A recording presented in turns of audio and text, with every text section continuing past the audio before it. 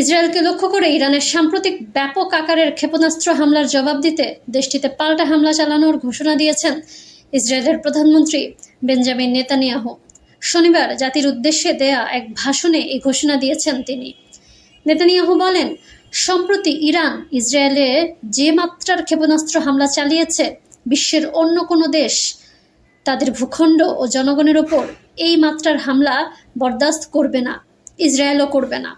নিজের ভূখণ্ড ও নাগরিকদের রক্ষা করা শুধু অধিকারই নয়, এটি ইসরায়েলের দায়িত্ব।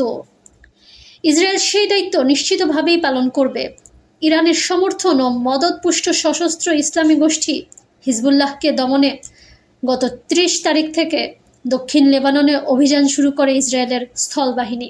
এই অভিযান শুরুর 24 ঘন্টার মধ্যে 1 অক্টোবর সন্ধ্যার পর থেকে ইসরায়েলের বিভিন্ন স্থাপনা লক্ষ্য করে একের পর এক ব্যালিস্টিক ক্ষেপণাস্ত্র ছোড়া শুরু করে ইরানের সেনাবাহিনীর এলিট শাখা ইসলামিক রেভলিউশনারি গার্ড কর্পস।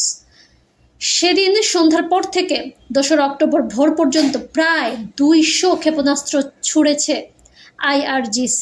অধিকাংশ ক্ষেপণাস্ত্রই অবশ্য ক্ষেপণাস্ত্র সুরক্ষা ব্যবস্থার মাধ্যমে লক্ষ্যে আঘাত হানার আগেই ধ্বংস করে দিতে পেরেছে ইসরায়েলের প্রতিরক্ষা বাহিনী IDF।